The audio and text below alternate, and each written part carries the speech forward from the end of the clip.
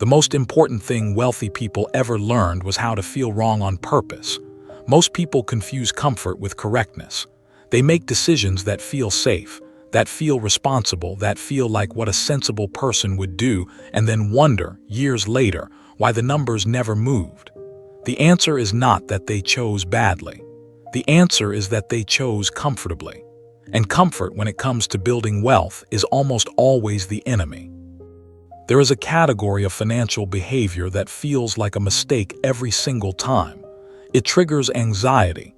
It creates friction. It makes the people around you raise an eyebrow. And yet the people who do these things consistently, not perfectly, just consistently, end up in a completely different financial reality than the people who avoided the discomfort. This video is about those 7 behaviors, not as inspiration, as a reckoning. Machiavelli observed that people are more easily controlled by fear of loss than desire for gain. Your brain was built exactly that way. It flinches before it calculates. It retreats before it reads. And the financial system was designed, consciously or not, to exploit that flinch at every turn. Number 1. Paying yourself before you feel like you can afford to. Almost everyone waits for money to be left over before they save. Pay the rent, cover the food, handle the obligations, and if anything survives, set it aside. That is how most people believe saving works. It is precisely why most people reach the end of the month with nothing left. Money fills every available space. It always has somewhere to go. Wealthy people do not save what remains, they decide what is kept, move it before it can be spent, and build their lives around what is left. The discomfort of doing this before you feel ready is exactly the feeling you need to learn to act through. It never fully disappears. You simply stop letting it make your decisions. Number 2. Investing when the market looks terrifying. You have already lived through months where every headline read like it was designed to induce paralysis. When everything seems to be collapsing, stopping feels responsible. Waiting feels rational. Putting money into something visibly losing value feels like madness. But more than a century of market data tells the same story every time.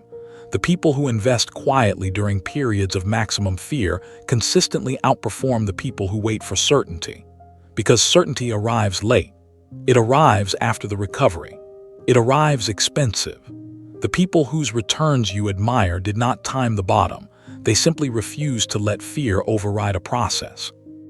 Feeling wrong in those moments is not the same as being wrong. Number 3. Saying no to income that costs more than it pays. Financial anxiety makes refusal feel irrational. More work, more clients, more hours. When money feels scarce, turning any of it down feels like self-sabotage. But every opportunity carries a hidden price that almost nobody calculates honestly. Time spent maintaining low-leverage income is time that cannot be redirected towards something that compounds. Attention given to work you have outgrown cannot be reinvested in work that builds. The wealthy do not treat all income as equal. They know exactly what each opportunity costs, in time, in energy, in the alternatives it forecloses. Saying no to money when you feel financially insecure is one of the hardest things a person can do. It is also one of the clearest signs that someone has started thinking at a level most people never reach. Pause here for a moment, because this is exactly where most people feel motivated and where nothing changes. You already know that saving requires intention, not leftovers. You already know that fear is the worst investment advisor. You already know that not all income is worth taking. This is not new information, and yet your behavior has been telling a different story for years. This is not a knowledge problem. It is an identity problem. The habits that build wealth do not yet feel like the kind of person you are. Every financial decision you make is a quiet vote for a version of yourself. The question is not what you know. The question is which version of yourself you keep electing, decision by decision, in moments that feel entirely reasonable and cost you everything across a decade. Number 4. Refusing to justify your financial decisions to people who have not made them. The pressure to explain yourself is most intense inside the relationships that matter most: family, close friends. people who have known you long enough to feel entitled to an opinion. The questions feel like concern. Sometimes they are. But the effect is always the same. They pull you back toward the financial norms of the people closest to you.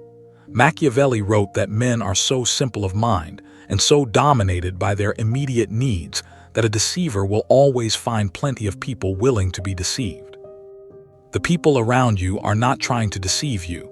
They are reproducing what feels normal to them. But if their financial normal is not the life you are building toward, protecting your decisions from their approval is not arrogance.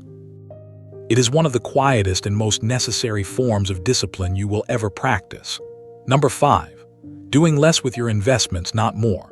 The urge to monitor, adjust, rebalance, react, to feel actively in control of something is one of the most reliably destructive impulses in personal finance.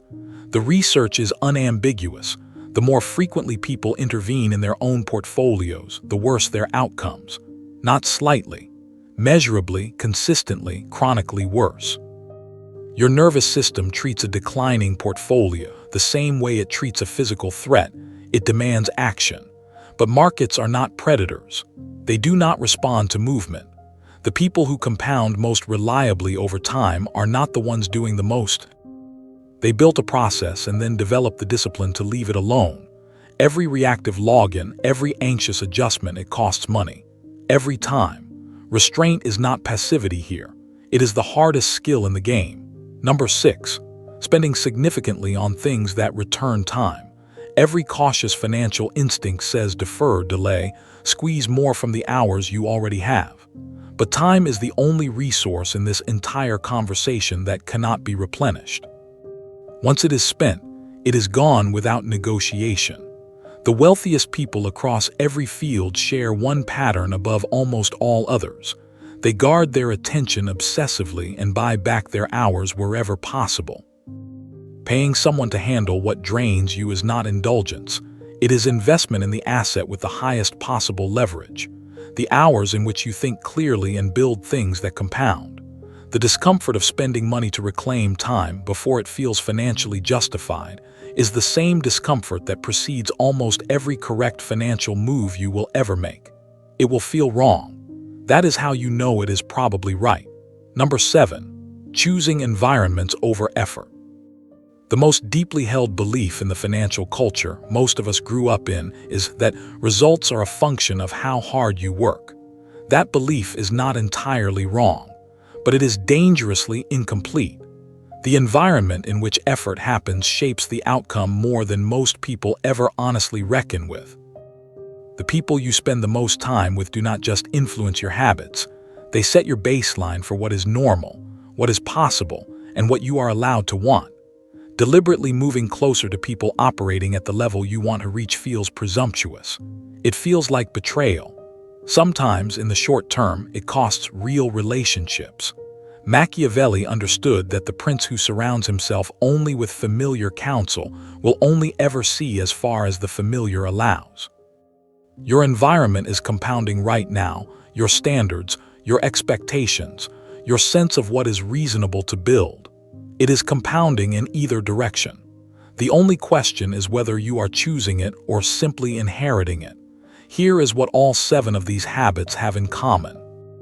They feel like mistakes, every single time. The anxiety does not disappear with practice, it simply loses its authority. The people who build wealth are not the ones who stopped feeling the discomfort. They are the ones who stopped letting it vote. If you have been circling these ideas for a long time, knowing them, not living them, the gap is not information. The gap is the moment between recognizing something and deciding that you are the kind of person who acts on it. That moment is now, or it is never, or it is years from now after enough has been lost that the discomfort of changing finally outweighs the discomfort of staying the same. Most people will spend their entire lives building habits that feel right and wondering why the results feel wrong. The ones who reverse that equation do not become wealthy by accident. They become wealthy because they learn to trust the discomfort that everyone else is running from.